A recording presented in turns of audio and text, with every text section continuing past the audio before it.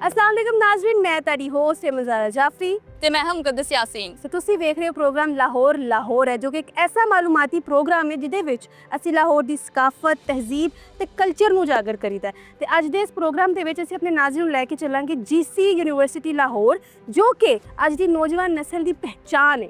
ਇਸ ਤਰ੍ਹਾਂ ਹੀ ਇਮਨ ਤੈਨੂੰ ਪਤਾ ਕਿ ਇਹ ਇਮਾਰਤ ਕਿਦੋਂ ਕਿਆਮ ਵਿੱਚ ਆਈ? 1864 ਦੇ ਵਿੱਚ ਇਹ ਇਮਾਰਤ ਕਿਆਮ 'ਚ ਆਈ ਤੇ ਅੱਜ ਵੀ ਆਪਣੀ ਉਸ ਤਰ੍ਹਾਂ ਦੀ ਹੀ ਨਕਸ਼ਾ ਪੇਸ਼ ਕਰਦੀ ਹੈ, ਬਿਲਕੁਲ ਵੀ ਚੇਂਜਿੰਗ ਇਹਦੇ ਵਿੱਚ ਨਹੀਂ ਆਈ। ਤੇ ਇਹ ਇਮਾਰਤ ਦੇ ਵਿੱਚੋਂ ਸਿਰਫ ਅਦਬ, ਫਲਸਫਾ ਔਰ ਤਾਲੀਮ ਨਹੀਂ, ਬਲਕਿ ਇੱਥੋਂ ਕਈ ਅਦੀਬ, ਸ਼ਾਇਰ, ਕਈ ਸਾਇੰਸਦਾਨ ਵੀ ਪੈਦਾ ਹੋਏ ਨੇ। ਬਿਲਕੁਲ, ਬਹੁਤ ਫੇਮਸ ਇਲੂਮਨਾਈ ਆਏ ਹੋਏ ਨੇ। ਤੇ ਇਹ ਜਿਹੜੀ ਇਮਾਰਤ ਤੁਸੀਂ ਸਾਡੇ ਪਿੱਛੇ ਵੇਖ ਵੀ ਰਹੇ ਹੋ, ਨਾ ਕਿ ਸਿਰਫ ਇੱਟਾਂ ਦਾ ਤੇ ਸੀਮੈਂਟ ਦਾ ਮਜਮੂਆ ਹੈ, ਆਪਣੇ ਆਪ 'ਚ ਇੱਕ ਆਰਟ ਹੈ। ਇਹਨੂੰ ਕਹਿੰਦੇ ਮੇਰੇ ਮਾਡਰਨ ਗੋਥਿਕ ਆਰਕੀਟੈਕਚਰ ਹੈ ਤੇ ਆਪਣੇ ਆਪ 'ਚ ਇੱਕ ਆਰਟ ਦੀ ਜਿਹੜੀ ਨਾ ਜ਼ੁਬਾਨ ਹੈ। ਤੇ ਤੁਸੀਂ ਕੀ ਕਹਿਣਾ ਚਾਹੋਗੇ ਮੁਕੱਦਸ ਮਜ਼ੀਦ? ਮੈਂ ਹੀ ਕਹਿਣਾ ਚਾਹਾਂਗੀ ਸੀ ਮਜ਼ੀਦ ਗੱਲਾਂ ਅੰਦਰ ਵਾਇਸ ਚਾਂਸਲਰ ਸਾਹਿਬ ਸਾਡਾ ਵੇਟ ਕਰ ਰਹੇ, ਉਹਨਾਂ ਨਾਲ ਜਾ ਕੇ ਕਰਨੇ ਆ ਤੇ ਉਹਨਾਂ ਨਾਲ ਆਪਣਾ ਸਫ਼ਰ ਸ਼ੁਰੂ ਕਰਨੇ ਅੱਜ ਦਾ ਲਾਹੌਰ ਦੇ ਨਾਲ ਜੁੜੇ ਰਹੀਏਗਾ।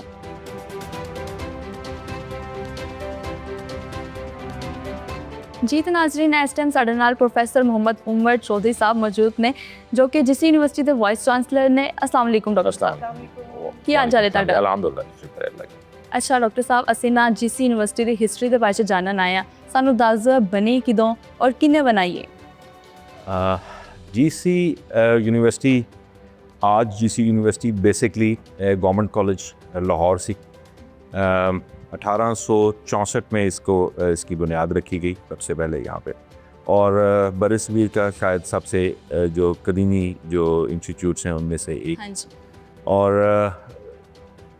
9 तालिब इल्मों के साथ ये कॉलेज शुरू हुआ 1864 में। अनून शहर में एक ध्यान सिंह हवेली के साथ में इसको कॉन्स्टिट्यूट किया गया और कलकत्ता यूनिवर्सिटी के साथ ये एफिलिएटेड था जी।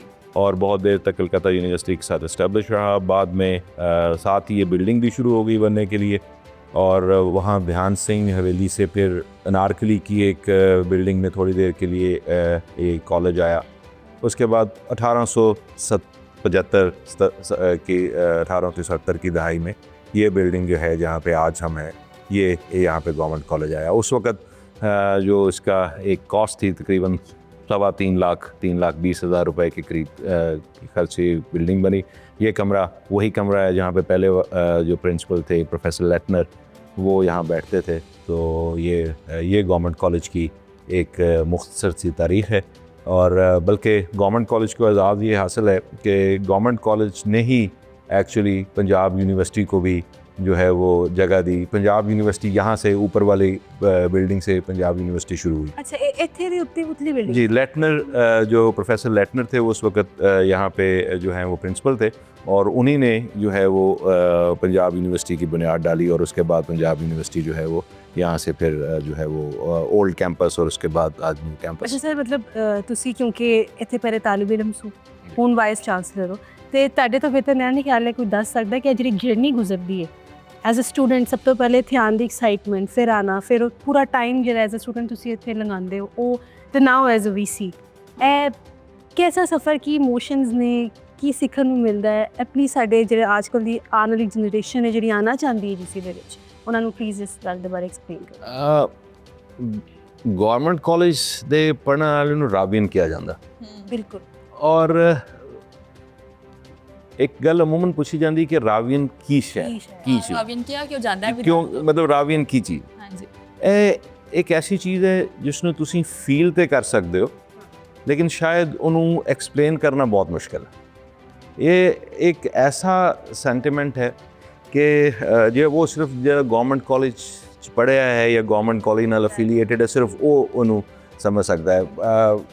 बहुत सारे लोग शायद ये भी कहते हैं कि ये जो है वो जो है ये बायस्ड है टुवर्ड्स गवर्नमेंट कॉलेज, लेकिन मैं ये समझता हूँ कि इंस्टीट्यूशन के साथ एक मोहब्बत है, इंस्टीट्यूशन के साथ एक एफिलिएशन है।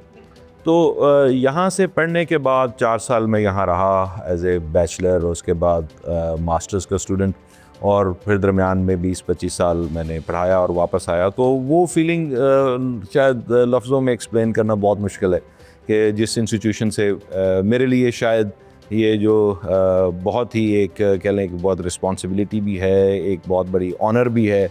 और बस ये गवर्नमेंट कॉलेज के साथ एक इश्क है जो बस सीना बसीना जनरेशन बाय जनरेशन जो है अच्छा जिਵੇਂ ਤੁਸੀਂ ਕਿਹਾ ਰਾਵੀਨ ਵਾਕਈ ਕਿਉਂ ਕਿਹਾ ਜਾਂਦਾ ਹੈ? What does it stand for? What does it mean? इसके दो मेजर जो हैं वो निकल सकती हैं इसमें से। एक तो गवर्नमेंट कॉलेज जब ये बना क्योंकि रावी के बिल्कुल किनारे पे था, और दूसरा ये कि हमारा जो एक मुजल्ला या रसाला या जो हमारा लिटरेरी मैगज़ीन है उसका नाम भी रावी है।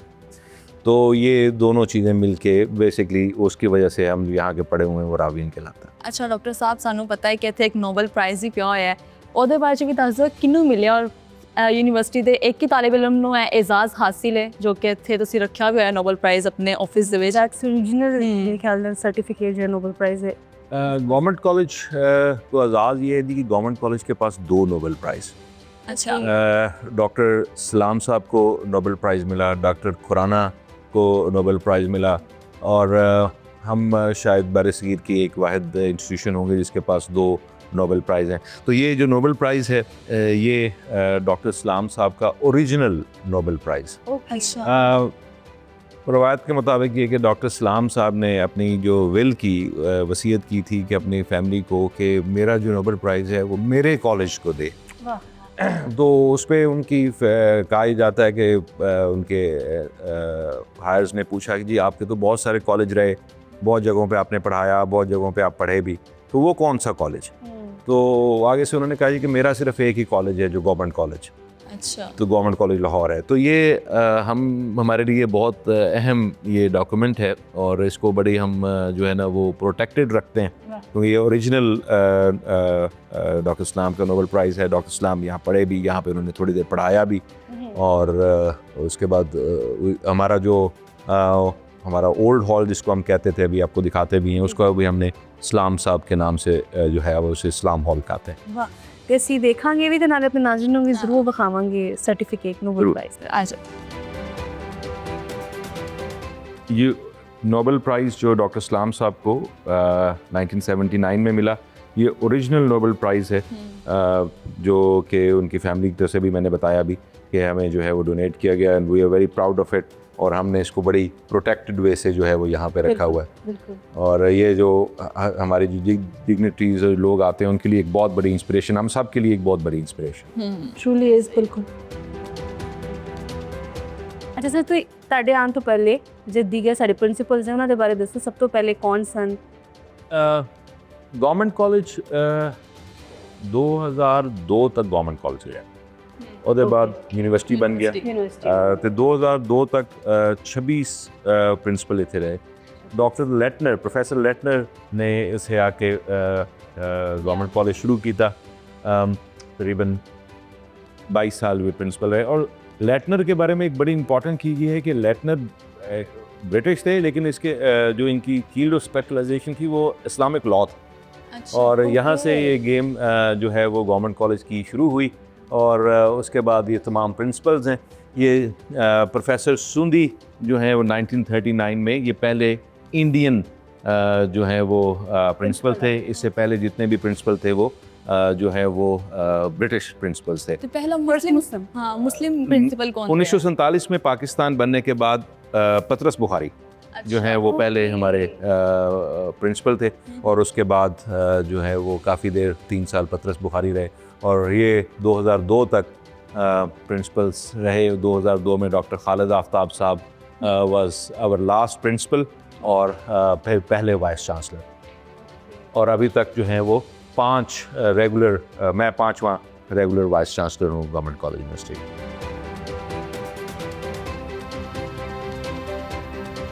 जी डॉक्टर साहब, ਹੁਣ ਅਸੀਂ कितने अगे ਨੂੰ विजिट करांगे? आइए जी, पहले आपको गवर्नमेंट कॉलेज की बिल्डिंग दिखाते हैं। ये जो अच्छा। बिल्कुल बिल्कुल एक अपने आप में ये इसे न्यू गोथिक स्टाइल कहते हैं, बिल्कुल। हाँ जी, और ये वो हमारा आइकॉनिक टावर है। इन्हों जिसको- गॉथिक लेडी किया जाता है। हाँ जी, ये 1870 की दहाई में ये कंप्लीट हुआ, और कहा यह जाता है कि अभी भी कि जितना ये ऊपर है इसकी बुनियादें इतनी नीचे हैं। नीचे भी? बहरहाल जी हाँ। और ये इस बिल्डिंग के बारे में एक बड़ी खूबी ये है कि इसकी कोई भी साइड जो है वो बैक साइड नहीं, जिस साइड से भी आप देख लें ये वो front side वो फ्रंट साइड बिल्कुल, मिलता है। बिल्कुल। और अभी भी इतने साल गुजरने के बावजूद यहाँ पे हमारी क्लासेस होती हैं और यहाँ पे आज भी आप ऊपर जाएं तो आपको लगेगा कि इसमें एयर कंडीशन की ज़रूरत नहीं। अच्छा, इतनी ठंडी अंदरों इमारत। ये पुरानी बनी हुई जो है इमारतें हैं, इसमें अब तो जो है इसकी उसको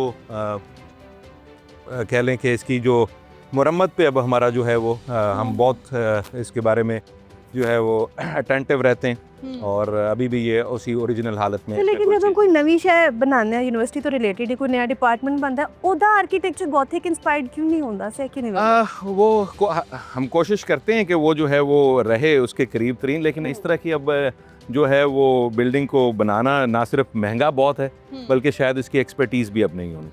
ਅੱਛਾ ਸੇ ਅਸੀਂ ਬਿਲਡਿੰਗ ਤੋਂ ਵਿਜ਼ਿਟ ਕਰ ਲਈ ਹੈ। ਅਗਲੀ ਕਿਹੜੀ ਜਗ੍ਹਾ ਐਸੀ ਹੈ ਜੋ ਤੁਸੀਂ ਸਾਨੂੰ ਸਾਡੇ हमारे- ਨਾਜ਼ਰੀਨ ਨੂੰ ਵਿਖਾਣਾ ਚਾਹੋਗੇ? हमारे जो गवर्नमेंट कॉलेज का एक कह लें कि जो प्राइड है जिस पे हमें अच्छा। फ़ख्र है वो अल्लामा इकबाल, और अल्लामा इकबाल यहाँ पे स्टूडेंट रहे, हाँ जी। यहाँ पे पढ़ाया भी।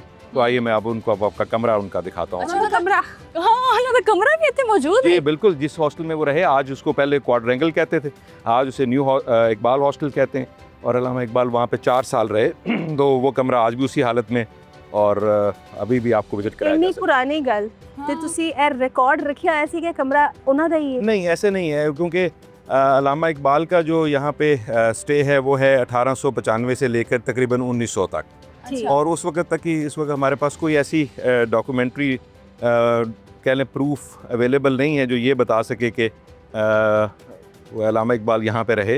और ये एक बहुत बड़ा क्वेश्चन मार्क था कि अल्लामा इकबाल यहाँ पे रहे भी और हमें ये नहीं पता कि वो कमरा कौन सा है। तो फिर अल्लामा इकबाल के एक उस वक्त के एक बिग कमेटी बनाई, उसमें एक बालियात के माहिर भी थे और हमने फिर वो एक उनके हम असर लोगों में से एक राइटिंग मिली हमें जिसमें उन्होंने उस वक्त के हॉस्टल का नक्शा खींचा और ये बताया कि इकबाल का कमरा कौन सा था।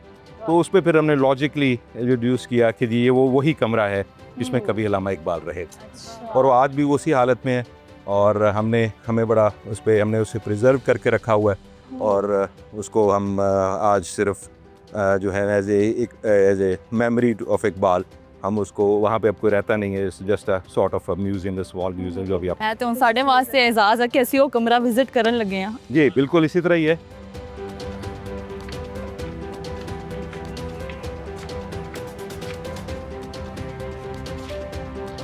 ये है जी वो हॉस्टल जिसको पहले क्वाड्रेंगल कहते थे और फिर इसको इकबाल हॉस्टल कहा जाने लगा।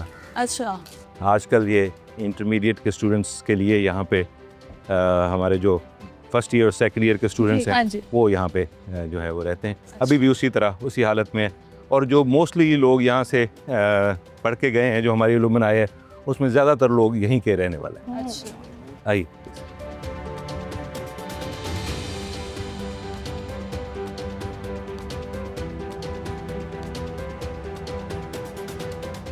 ये जी वो कमरा है ਜੀ ਇਹ ਉਹੀ ਕਮਰਾ ਹੈ ਮਤਲਬ जी। ਜਿੱਥੇ ਪਾਕਿस्तान बनाने ਦਾ ख्वाब देखा है यहाँ पे अल्लामा इकबाल रहे और ये उनकी हमने कैसे पता लगा ये एक किताब का एब्स्ट्रैक्ट है जी। जिसमें से देखने के बाद सबका ख्याल यही है कि यही वो कमरा है। ये अल्लामा इकबाल की वो तस्वीर की कॉपी है जो उनकी फैमिली से आई जब वो यहाँ पे स्टूडेंट थे।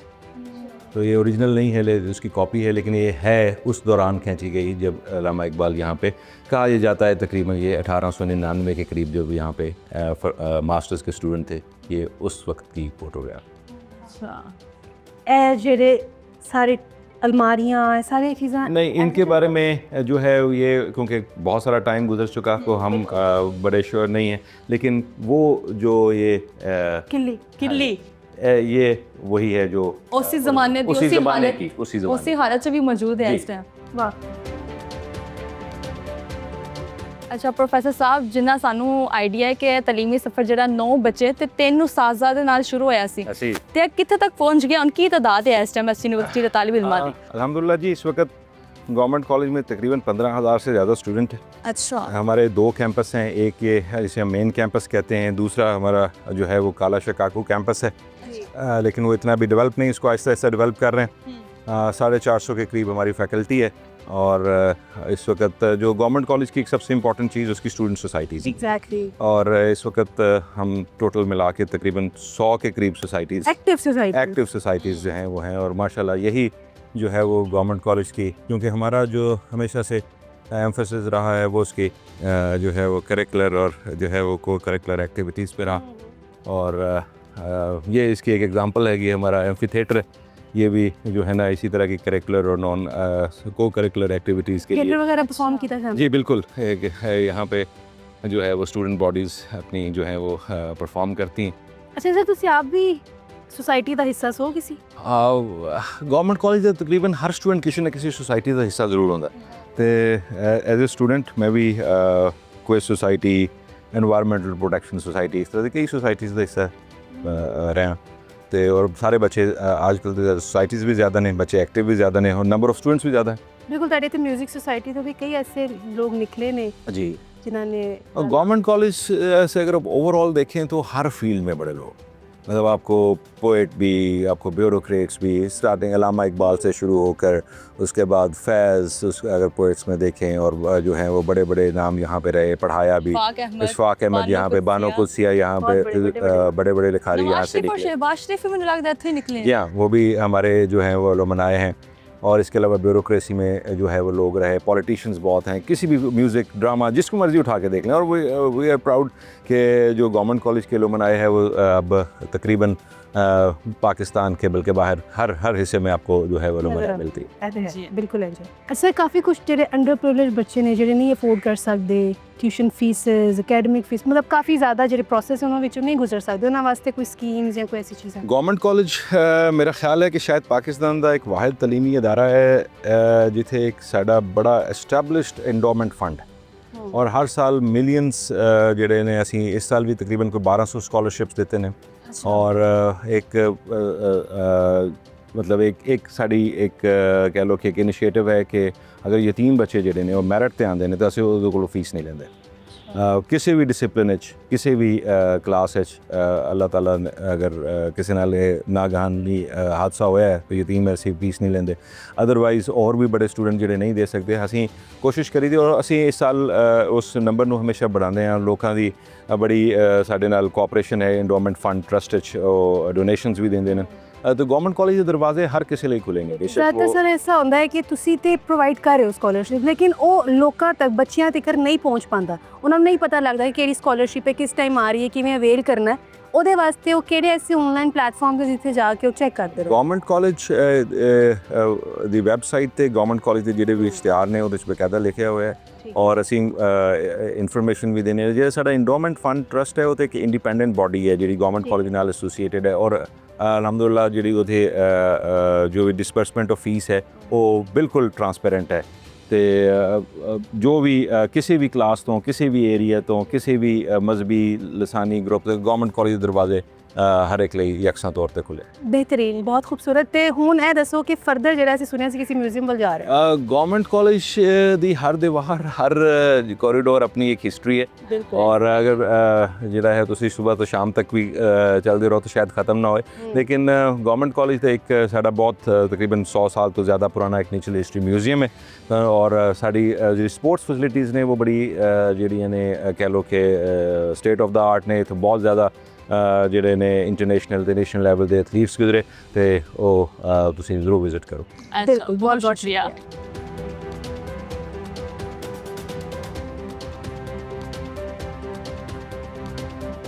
ਨਾਜ਼ਰੀਨ ਇੱਥੋਂ ਬਹੁਤ ਬੜੇ ਬੜੇ ਨਾਮ ਨਿਕਲੇ ਨੇ ਸਪੋਰਟਸ ਦੇ ਵਿੱਚ ਸਪੈਸ਼ਲੀ ਤੇ ਇਸ ਟਾਈਮ ਸਾਡੇ ਨਾਲ ਮੌਜੂਦ ਨੇ ਮੁਹੰਮਦ ਵਸੀਮ ਸਾਹਿਬ ਜੋ ਕਿ ਡਾਇਰੈਕਟਰ ਸਪੋਰਟਸ ਦੇ ਨੇ ਜੀਸੀ ਯੂਨੀਵਰਸਿਟੀ ਦੇ ਵਿੱਚ। ਅਸਲਾਮ ਅਲੈਕੁਮ।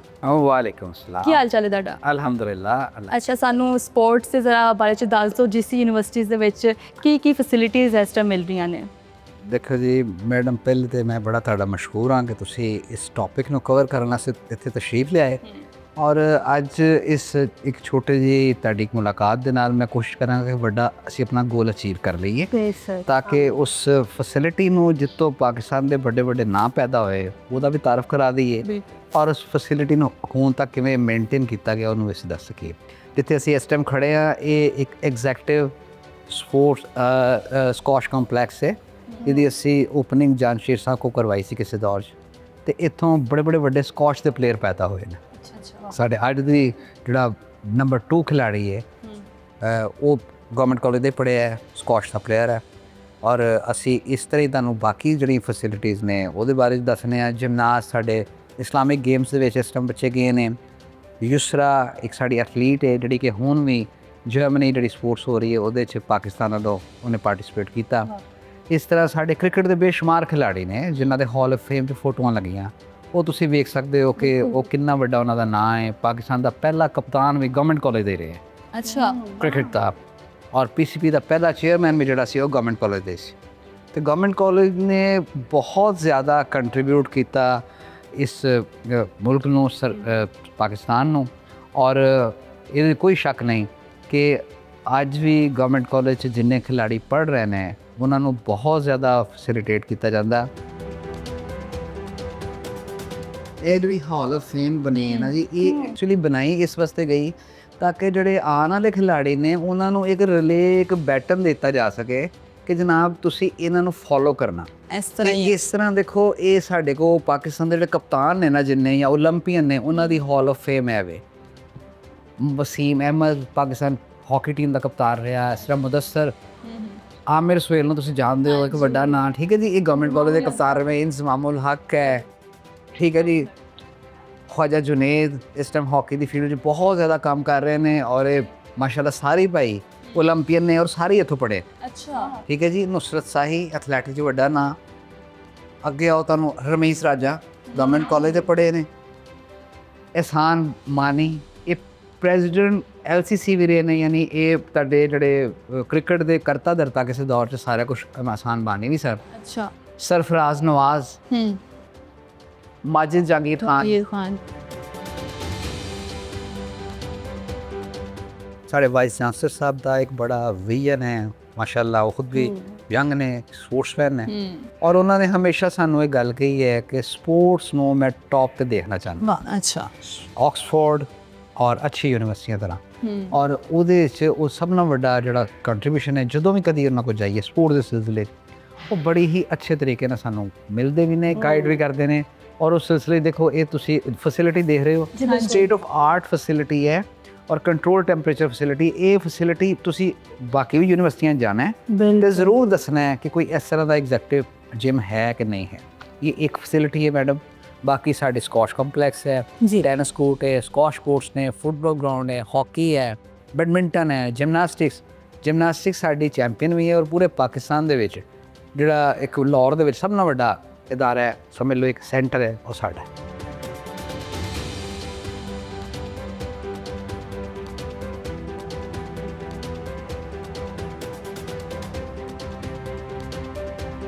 नाज़रीन ਅਸੀਂ ਇਸ ਟਾਈਮ GC ਯੂਨੀਵਰਸਿਟੀ ਦੇ ਜ਼ੂਲॉजी ਡਿਪਾਰਟਮੈਂਟ ਦੇ ਸਾਇੰਸ ਮਿਊਜ਼ੀਅਮ ਦੇ ਵਿੱਚ ਮੌਜੂਦ ਹਾਂ ਤੇ ਸਾਡੇ ਨਾਲ ਇਸ ਟਾਈਮ ਮੌਜੂਦ ਹੈ ਜੀ ਸਾਮਿਆ ਜੀ ਜੋ ਕਿ ਸੀਨੀਅਰ ਮਿਊਜ਼ੀਅਮ ਆਫਿਸਰ ਨੇ। अस्सलाम वालेकुम जी। अस्सलाम, ਕੀ ਹਾਲ ਚਾਲ ਹੈ? ਠੀਕ ਠਾਕ? हाँ जी मैम ठीक है। ਅੱਛਾ ਸਾਮਿਆ ਜੀ ਸਾਨੂੰ ਇਹ ਦੱਸੋ ਕਿ ਜਿਹੜਾ ਮਿਊਜ਼ੀਅਮ ਹੈ ਇਹ ਕਦੋਂ ਜਿਹੜਾ ਨਾ ਬਣਿਆ ਸੀ ਇੱਥੇ यूनिवर्सिटी ਦੇ ਵਿੱਚ? स्टेफिसर नेचुरल हिस्ट्री म्यूज़ियम आज जो है वो 1906 में जो है वो बना था और 1906 से ऑनवर्ड अब तक इसको मोर देन 100 ईयर्स जो है वो हो चुके हैं। और तब से अब तक हमारे म्यूज़ियम में कलेक्शन डे बाय डे जो है वो ऐड होती जा रही है और बहुत से नायाब जो है वो स्पेसिमन्स हैं हमारे म्यूज़ियम में। इसमें जो है वो कुछ ऐसे भी हैं जो अब दुनिया से नापैद हो चुके हैं, ख़त्म हो चुके हैं। ऐसी भी जो है वो हमारी कलेक्शन का जो है वो पार्ट हैं। और म्यूज़ियम के अंदर जो है वो मोस्टली हमारे जो स्टूडेंट्स हैं, एक विज़िटर जो आते हैं डिफरेंट स्कूल कॉलेजेस और यूनिवर्सिटी से, वो भी स्टूडेंट जो है वो विज़िट करते हैं। और उसके अलावा हमारे अपने जो स्टूडेंट्स हैं उनको रिसर्च पर्पज़ के लिए वो हमारे जो है वो बहुत से जो स्पेसिमन्स हैं और जो डिफरेंट जो है उनके सब्जेक्ट से रिलेटेड जो स्पेसिमन्स हैं उनके ऊपर रिसर्च पर्पज़ के लिए उनको यूज़ करते हैं और उनको स्टडी करने के लिए यूज़ करते हैं। जैसे कि बहुत से आप जैसे हम अगर अपनी वाइल्ड लाइफ डिपार्टमेंट को देख लें तो हमारे बहुत से ऐसे जानवर हैं जो कि पाकिस्तान में तेज़ी से ख़त्म हो रहे हैं। उनमें बैक साइड पे अगर आप देखेंगे तो गेवियल है जिसको उर्दू में घड़ियाल बोलते हैं, तो ये भी तकरीबन जो है वो एंडेंजर जोन में जो है वो आता है। तो इस तरह से हम अपने स्टूडेंट्स को जो है वो अवेयरनेस देते हैं कि वो किस तरह से जो है वो अपना रोल प्ले कर सकते हैं, किस तरह से इन नायाब जानवरों को जो है वो मुस्तकबिल में आने वाले बच्चों के लिए जो है वो कंजर्व कर सकते हैं, सेव कर सकते हैं। बिल्कुल, बहुत बहुत शुक्रिया। तो ਅਸੀਂ ਚਾਹਾਂਗੇ ਤੁਸੀਂ ਸਾਨੂੰ ਜਿਹੜਾ ਨਾ ਥੋੜਾ ਵਿਜ਼ਿਟ ਵੀ ਕਰਾਓ, ਖਾਓ। अच्छा मैम इस टाइम किन्नियां को स्पीशीज़ एज गैलरी ਦੇ ਵਿੱਚ ਮੌਜੂਦ ਨੇ? हमारे पास जो है वो म्यूज़ियम में तकरीबन 6000 जो है वो एनिमल्स हैं, जिनमें डिफरेंट मैंने आपको जैसे बताया वर्टिब्रेट्स हैं, इनवर्टिब्रेट्स हैं, और इसमें हमारे पास लार्ज साइज़ के मैमल्स की कलेक्शन है, और कुछ हमारे पास स्मॉल साइज़ के भी जो है वो वर्टिब्रेट्स हैं, बर्ड्स की वैरायटी है, मतलब इस तरह से फोसल्स की वैरायटी है हमारे म्यूज़ियम में। ऐसे मार्क हो रहे पाकिस्तान का जो है वो कौमी जानवर जो है वो ਤੁਸੀਂ ਸਾਨੂੰ ਇਹਦਾ ਥੋੜਾ ਦੱਸ ਜਾਓ ਕਿੱਥੋਂ प्रिजर्व ਕੀਤੇ गए हाँ ਨੇ? जी, ये सारी कलेक्शन हमारे पाकिस्तान की ही है। अच्छा इसमें ये जैसे आप देख सकते हैं जो है वो इस पे लेपर्ड, कॉमन लेपर्ड है, और पैंथर है ना? नहीं, पेट्रा। और इसी तरह से ये हमारे पास जो है वो ये सिविट जो है वो कैट्स हैं। ये मतलब दुनिया की सबसे एक्सपेंसिव कॉफ़ी जो है वो इनके वेस्ट प्रोडक्ट से जो है वो तैयार की जाती है। ये जो आप देख रहे हैं ना एशियन पाम जो है वो सीविट। हाँ जी, लेकिन पाकिस्तान में क्योंकि वो बीन्स और वो ट्रीज़ नहीं है, इसलिए यहाँ पे ये वाली कॉफ़ी जो है वो नहीं मिलती। अच्छा। लेकिन बाकी जो है वो पूरी दुनिया में ये जो है वो ये सेंटर में हमारे कुछ यूनिक आपको स्पेसिमेंस नज़र आ रहे हैं। इन ये सब मोस्टली जो है वो नंबर फर्स्ट पे आपने स्मॉल साइज़ का डॉग देखा होगा। हाँ जी। जेनेटिकली जो है वो सिलेक्टिव ब्रीडिंग का प्रोसेस, इसमें हम अपने सिलेक्टिव वो करैक्टर जो हम चाहते हैं किसी एनिमल्स के अंदर देखने, उनको सेलेक्ट करके तो इस तरह से ये करवाया गया। लैब मेड सी। हाँ जी, लेकिन अब ये एथिकली इसको बैन कर दिया है।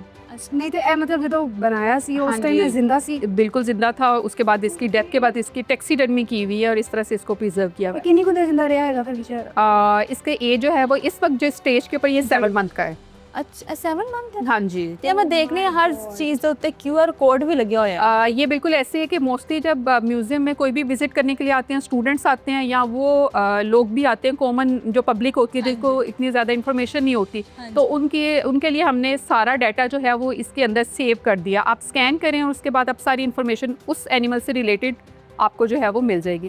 यहाँ पे भी एबनॉर्मेलिटी है। ये सेंटर में अगर आप देख रहे हैं तो ये ह्यूमन एम्ब्रियो है। एग्जैक्टली। उसके बाद जो है वो 3 लेग और 4 लेग बर्ड्स की वैरायटी है। ये सारी एबनॉर्मेलिटी है।